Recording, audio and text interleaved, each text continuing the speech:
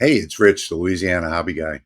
And a couple of weeks ago, I did a video on making a porch sign for my house. And I prototyped it. And this is what I came up with. This is the actual prototype. But, uh-oh, this does fit perfectly in here. Somehow I knew that was going to happen. I'll hold it in place. So this is the actual prototype. And I wanted to do the top layer here in stone. So I had a product. My friend Mike Nickel from StoneLight Designs sent me a product about 2 years ago, a bunch of samples, and I did some work on those samples, and I actually made some crosses back then, as you can see here. This is Jesus on the cross, if my camera will focus. And I made the mistake in the porch sign video of using the wrong material. So I didn't realize that there were two types of material, and one is more for a CO2 laser, and the other one is for a diode laser. So that's what we're going to talk about tonight. I've actually invited Mike here in the studio so that we can get more information and talk to him about it, and actually run a project as well while we're here. So let me bring in to you now Mike from StoneLight Designs, way up north, up there in the cold area. Hey, Mike, how are you doing today? Rich, thanks for having me. Yes, my pleasure. I'm glad you're here. So I don't know if you saw my screw up video or not, but I wound up using the 3 millimeter hard backed material for this prototype. And actually, it wasn't. The prototype was done, and then I went to cut the final design. And I used that hardback material, and it came out just terrible. I'll show you real quick. So we've got this is a picture of what happened. Most of it cut out fine. I ran the job, and then I had to run it again and then again. So after 3 passes, it finally cut everything through. But up at the top, it had broken because it wasn't cut completely through. And I was trying to use my knife on the back of it. Oh, well, so long story, but it just didn't come out right. So I wound up breaking that one and throwing that away. Then I find out that after talking to you, that you've got this cloth backed material, and this is designed for crickets and diodes and things like that. And it's just so much thinner. Before we get started today, let me ask you about StoneLight Designs and how you got started and how the heck you do this. How do you get something that's a half a millimeter thick that's actual real stone? Yeah, it is. It is something very, very different. Let's just put it that way. My family's been in business for since 1960. My dad was German and came to Canada. The whole story there. But we've always been in the stone business. And back in the 1990s, my brother and I came up with a concept of just ultra thin veneer stone because we wanted to get around some of the more traditional problems of selling stone. It's too heavy. It's hard to fabricate. Right. It's difficult to handle. All these sorts of things. So we actually really started in marbles and granites, and these are the cream of Marfil, black galaxies. You Mm. see this on countertops and vanities and so Right. on. And we actually built a furniture line, but we then moved into quickly into slates, and that's what you're processing now. And these slates are 3 to 4 millimeters in thickness. We go from quarry to customer. We literally go to the quarries, pick out blocks. They're real blocks. We Wow. pull them out, and we manage the color and everything. And through a grind and peel method, right, where you grind the top and you put it on the backer, you literally peel off the stone off the block. And that's how this product is made, right? Wow. And you can get this because slate is very, very, it tends to be soft out of in terms of stone categories. You go slate, sedimentary, marble, metamorphic, and granites are igneous. Granites are very hard. That's what you do tombstones out of. And the Yeah. reason you do tombstones out of granite is they last 150 years. Right. This, outside a slate is not a granite, but it will last certainly longer than woods or anything else out there because it is natural stone. And depending on the kind of stone that you pick and where you get it, there are some tricks that you have to watch out for. It's funny that I look at the material that you pick to fabricate with. You just happen to do two things, right? Number one, you tried to fabricate with a hardback when you might have wanted to use the fabric, Right. which is diode friendly, cricket friendly enough. And you can see it's very flexible and all this. Yeah. It's crazy simple, Yeah. right? But the hardback product, which is really made for exterior, right, Mhm. applications, has a different kind of backer on it, and it's very stiff and it's very thick because it needs to be, freeze thaw stable, UV stable, and Right. also you'll get on a hardback product is you get more material on the surface, right, as opposed to this, which comes out very, very flat, right? Right. Right. And so depending on and then you pick silver on top of it, Rich, and silver and gold shine. This is the one thing people need to be aware about is not all stones are technically equal. They Right. have mica in this stone, right? Gold shine and silver, they're and that can reflect your laser if it isn't powerful enough. Well, I have to say though, a couple of years ago when you first sent me the material, like I said, this was done on a diode laser, and this was actually my prototype to get my settings back then, and it was it really really amazed me because I couldn't believe that a diode laser could actually cut stone. And by the way, that was a 10-watt diode laser that I used at the time. And I didn't have to run, a really slow speed on it to cut that out. So, I know that even a 5-watt diode laser would be able to work with this fabric back material. Now, talking about the different types, the fabric back, the hard back, they also have different applications. So, can you tell us a little bit about where and how you would use the two different types? Yeah, so we'll start with the early product, which was the hardback product. That was the early generation of it, and the hardback product you'll see is kind of thicker, very stiff, and has a more rough back on it. And that was primarily it started out for us as kind of a cladding material for outside, where Mhm. you wanted to build a composite panel and attach it to something. For example, if you wanted to do a house number, right, a plate Mhm. kind of situation like you're trying to do, that we would recommend for a hardback product, simply because we have to go from minus 40 to plus 40 kind of variations. This product will just do it. Right. But when it comes to, but it's a little harder to fabricate. Now, if you're doing something inside, and we always have to remember this, uh, stone is a veneer product, right? It is, that's what you're buying. You're buying a veneer, just like a wood veneer is a stone veneer. Right. And where you can put a wood veneer, now you can put a stone veneer.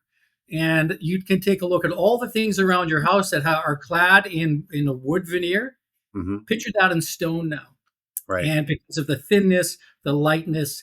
And so this is where the fabric comes in very, very handy, is that if you're doing interior applications of any sort, you get all the texture and the beauty of the stone that people love. And architects and designers always love stone because it's always one of a kind and natural. Now you can actually, for example, this, Rich, you can actually curve it if you put some heat to it, bend this fabric around, and now, Yeah. Uh, so our biggest challenge has always been people say, I love the product, but what can I do with it? There's yeah. just so many choices. Yeah. Well, I know what I'm going to do with it. I'm going to make this sign. But when I make this sign, I'm using the fabric back. Are there any additionals? I need to put this outdoors on my front porch. other than making the sign, how would I finish this differently than the hardback material to be outdoors? Yeah, if you're putting it outdoors, I because the backer is a fiber reinforced plastic. What we need to worry about, the backer won't give and the stone won't give, but the glue is becomes the issue between the two, Right. right? So if you seal the top, right, and laminate it to something that isn't going to bring moisture from the back, right? Hmm. Uh, I don't think you're going to have a problem because you're not dealing with these extreme colds that I have to deal with. You know that when it gets really really cold, things start to get a little brittle. But if you seal the top really well with a standard stone sealer, and you're putting it to an acrylic backer, for example, I see that. Yeah. No, that's actually painted wood. So I don't want any moisture coming out from the back. That's all I would be concerned You about. just have to seal it all the way around, pretty much. That's what I would do. But you know what? It's going to work. I'm not worried about it. I just tend to over engineer things. I know. Yeah, I know a lot of people are going to be worried about DLAM and things like that. That which is the reason why I brought that up. In discussing this with amongst some of the people in my community, they talk about you're not really engraving this, and they're saying that basically what I'm doing is discoloring it. Is it looks to me like this is engraved, and I can feel the engraving. So Yeah, I then just you want, are engraving. yeah, I That is just want to dispel that myth. Is that this was actually this is not discolored. You can feel the depth of the engraving here.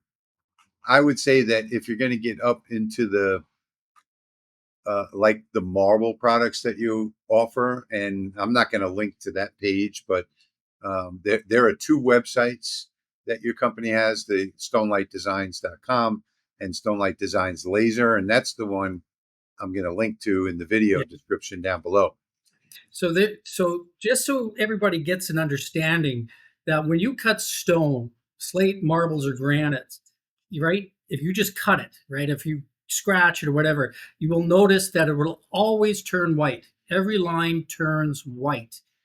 And so when you're engraving a product, right, perhaps engraving on a white isn't going to be as good as engraving on a black, Right, right? right, For appearances. People right. are going to engrave on this and go like, I can't see anything. Yeah, Well, that's because that's how light works, right? right. And the darker it is, the better the engraving shows.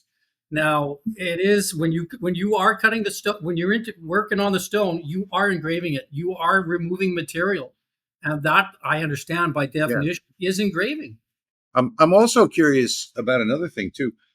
How are you getting all of these different slates? So I know that the quarries are different. Like if you went to Vermont, you can get that, the Vermont black slate, or if you went to China, it comes in various colors. It comes from black to gray to light gray. So I'm just curious how you found. I know you're going to the quarries. How do you get so many different styles? Is it just different parts of Canada? No, well, the stone comes from all over the world. That's what you this like this black you've seen. You know what? Kind of looks like your Vermont black, doesn't it? Yeah, it But does. Yeah, black is very common in slates, that yeah, kind of situation all over the world, as opposed to let's say this gold shine, which only comes out of Asia. And in doing so, we've been in the stone business since 19 oh my goodness 80, and my father started it, and my brother and I took it over, and we grew it, and we were very successful. So we sold it. We generated all this new product kind of situation, and so we had long-standing relationships in various quarries across the world because we went directly to the quarries, got the blocks, got them cut in other countries, and then shipped to us. And we were flipping over 20 containers a month wow, uh, on our countertop business. wow. I don't want to do countertops anymore. That's a young man's business. And so we have these relationships, and we over the years also we generated some technology that no one else could do. I don't think anyone in the world today knows how to do Black Galaxy 3 millimeters. I get asked by the Chinese and the Indians and the Italians, how do we do it? But the slates on this side of it is what makes it very unique is that two things. It's stone, and it's the only laser compatible stone in the world. That's a very important thing. All our components are laser compatible. No bromides, no you know the whole list. Yeah, yeah, And so yeah. not all product is created equally. We get it specially formulated, specially fabricated just for this industry. How are the sales going on that new website, and what are your top two or three products as far Well, we you know what I found surprising was is that it's only been about 11 months, right? and we've already picked up several large distributors, JPP, Houston Saw that. Acrylic. And if people are buying this for the laser, they're going to want something that is dark and smooth, like this one, like this one. If you're looking to engrave, and this would be a great one here for like some type of hunting project or something like that. I mean, that it almost looks like camo. It's really, really cool. And if you're going to be doing things like, numbers and signs and stuff like that, then you would go with this where there's no engraving, where you're just cutting it out. It looks to me like if I were to recommend to my viewers, which one should I buy?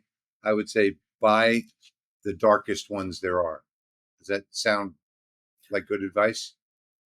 It's good advice if you're engraving.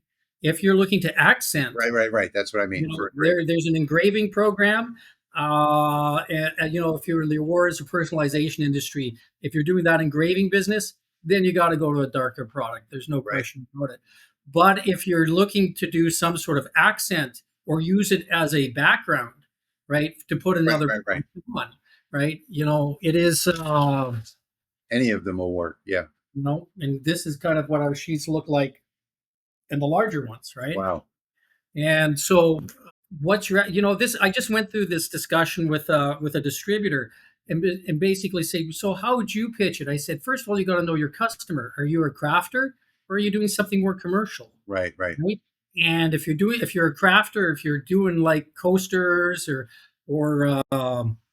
bookmarks and things like that, well, you can't beat this product because it's just has such high value and high impact. Okay, Mike, today I decided that maybe we should do something live for the audience to see. What do you think? There's no proof like the now. No proof like the now. I like that saying. So here is your logo in Lightburn.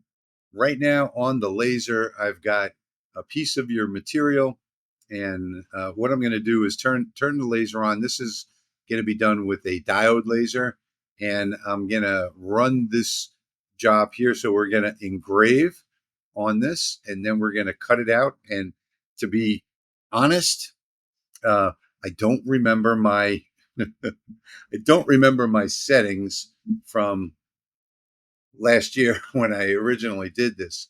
So I'm taking a guess at the settings. I know that I do remember my cut settings were right in the 500 millimeter per minute area on my 30 watt. So Jesus figures I did a bunch of these to make crosses. Let's get started. I'm going to turn on my laser and we'll get started.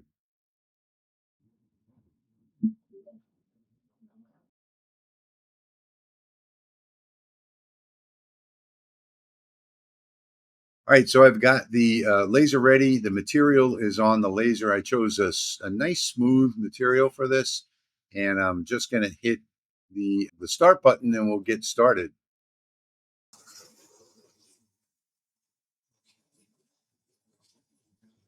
And now you can see that you can clearly see the discoloration, what some of you like to call it. it's actually an engraving, but you can clearly see where it's engraving there, and it does a really beautiful job. So that engraving right now, I'm running at 18,000 millimeters per minute and 70% power. And then I'm going to come back with the cut at 500 millimeters per minute and 100% power. And I haven't done the material test, so this is totally a guess at this point. And it looks like I may have guessed a little bit fast on the engraving.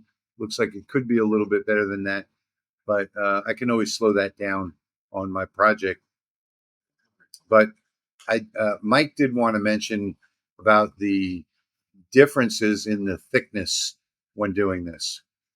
Yeah, it is something that, remember, some of our stones have a lot of texture to them, and particularly on the larger sheets. For example, if you go from a 12 by 24 to a 24 by 24, part of the sheet could be 2 millimeters thick, and then another part of the sheet could be 4 millimeters thick. That's Right. just the nature of the project. Make sure you leave enough space between your laser and the material, because I don't want you bumping into the project or the stone. This is Right. particularly an issue with the hardback product because there's a lot of material on those sheets. Yeah. And then that material thickness can grow thicker and then thinner as you run your hand across it, which is, that contrast is really nice. But you got to make sure that you're able to cut through the thickest part. So you got to get your settings right for the thickest part. The where the texture really matters is if some of your subscribers and viewers and community have a UV printer.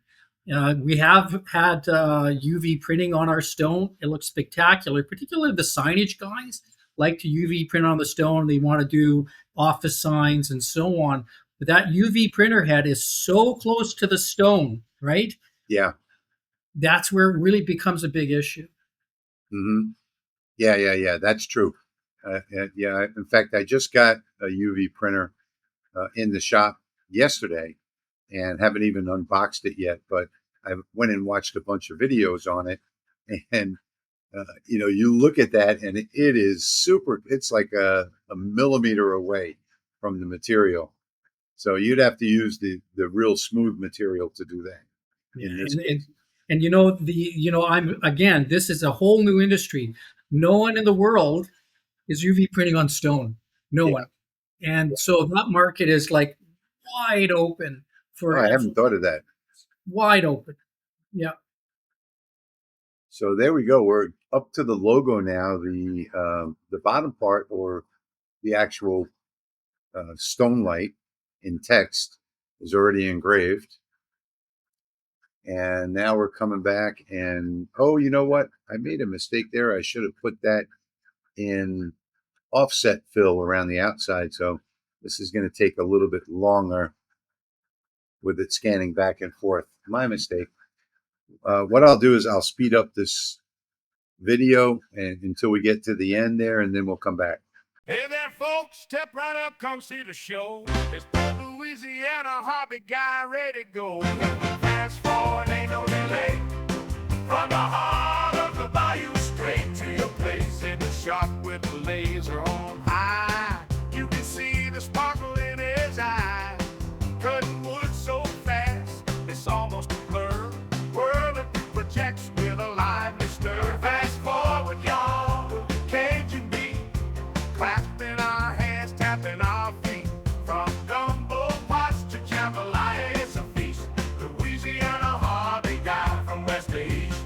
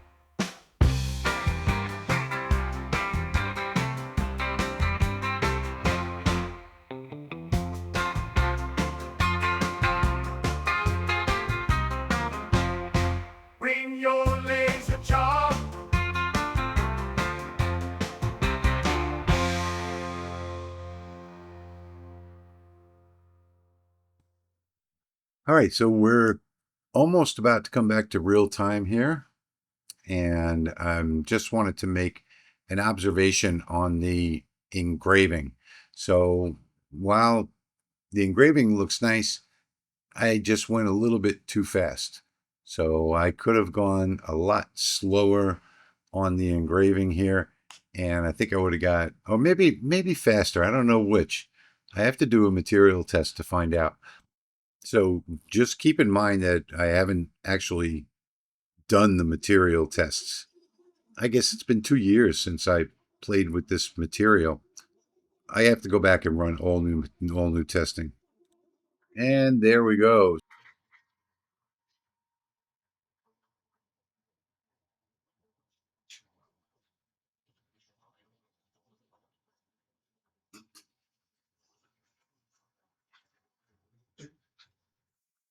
Okay, and I got the cut was a little bit too hot, but it cut straight through. The engraving I got wrong, so I have to slow down the engraving on it, or maybe even speed it up. I have to do a material test, but this came out pretty nice. So there is the result right there. And I think I want this to be a little more white.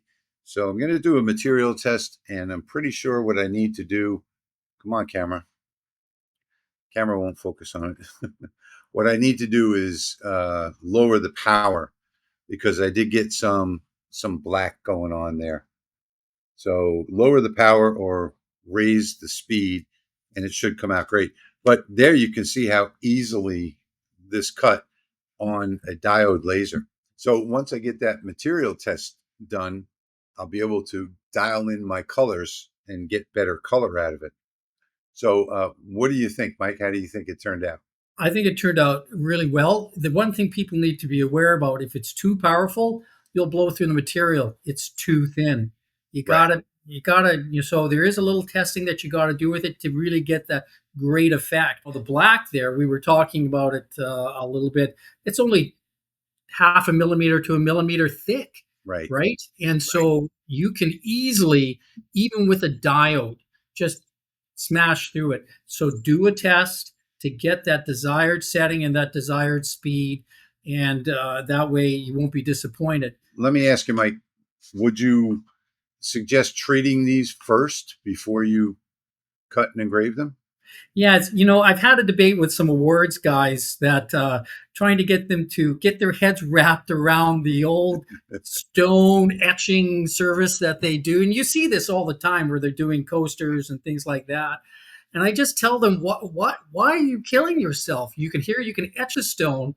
It's ounces per square foot, so you don't have the Yeah. shipping issues and the shipping hassles. It's easy to laminate, easy to engrave, easy to cut out and insert, Right. and then on top of it, it is uh, you can do so much more, and it weighs only ounces per square foot. All right. So what do you guys want to engrave next? I mean, me, I'm going to have a lot of fun. Mike has generously sent me some more of the stone material, and I'm going to have fun with it. And I'm going to think of some new things. I think one of the most interesting things is going to be nameplates, and to make it even more interesting, nameplates with UV print on top of it. So I don't know what you guys think, but I want to give a big thank you to Mike Nickel for joining me in this session today, and a big thank you to StoneLight Designs for sending me this material. Otherwise, I would have never known about it, and I'm really excited to get some projects done with this, especially that front porch sign that I screwed up in the last video. I want to get that just right because I want to get that hung up. That's actually from my son's porch, and we want to get that project done. So, big thank you, Mike, for coming on today and supplying the materials. I really appreciate it. And you guys, down below in the description, you're going to see links to StoneLight Designs. I'm linking specifically to the laser materials, and this way you can go there, take a look. Remember, that if it says laser and cricket friendly or diode friendly, those are the ones you're going to get for the diode. If it just says laser friendly, then you're going to want to use the CO2 for that. So thank you again, Mike, for coming on the channel tonight and for supplying these products. Thank you, Rich. You're a scholar and a gentleman. It's fantastic. All right. So that's it for this video. And I hope you enjoyed this video as much as I enjoyed making it for you. I do have a discount coupon from Mike down in the description. It's LA Hobby Guy, and he's going to give you 10% off your entire order. So thank you all so much for watching, and I'll see you in the next one.